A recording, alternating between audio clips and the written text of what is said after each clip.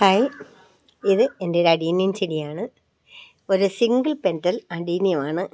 അതിന് ഒറ്റ നിര പൂക്കളേ ഉള്ളൂ.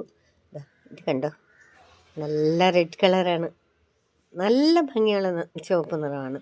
ഇതിനകത്ത് എൻ്റെ അരികുകൾക്ക് ഒരിത്തിരി ബ്ലാക്ക് കളറിൽ ഒരു വര പോലെ ഇങ്ങനെ സൈഡുണ്ടോ എന്നുള്ളതല്ലാതെ ഇത് നല്ല റെഡ് കളറാണ്.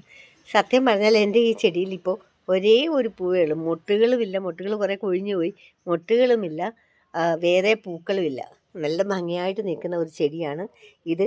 നിറയെ കൊലകുലയായിട്ടുണ്ടാകുന്ന ഒരു അഡീനിയം ചെടിയാണ്, അഡീനിയം ഇനമാണ്.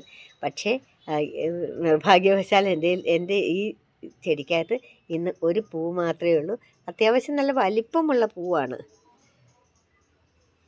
മൊട്ടുകളെല്ലാം കൊഴിഞ്ഞു പോയി. കാരണം പെട്ടെന്ന് ഇപ്പം കുറേ മഴ, തുലാവർഷം തൊട്ട് നമുക്ക് കിട്ടിയുമില്ല, പക്ഷേ ഇടയ്ക്കിടയ്ക്ക് നല്ല മഴയും.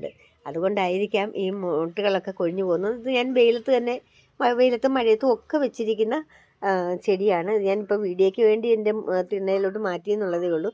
അല്ലാതെ ഇത് എപ്പോഴും പുറത്തിരിക്കുന്ന ചെടി തന്നെയാണ്. പക്ഷേ അതുകൊണ്ടായിരിക്കും ഈ മുട്ടകളെല്ലാം കൊഴിഞ്ഞു പോയത്. നിറയെ ഉണ്ടാകുന്ന ഒരിനമാണ്. ഒരു നിര മാത്രമേ ഉള്ളൂ പൂക്കൾ. പൂക്കൾക്ക് ഒരു നിര ഇതളുകൾ മാത്രമേ ഉള്ളൂ.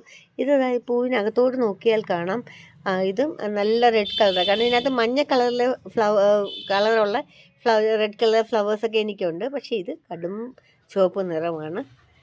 നല്ല ഭംഗിയാണ്.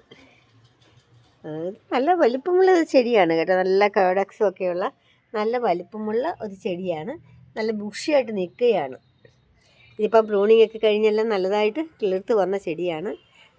നല്ല ചുവപ്പ് നിറമുള്ള പൂക്കളാണ്. നല്ല രസമില്ലേ കൂട്ടുകാരെ എൻ്റെ ഈ അഡീനിയം പൂവ് കാണാൻ?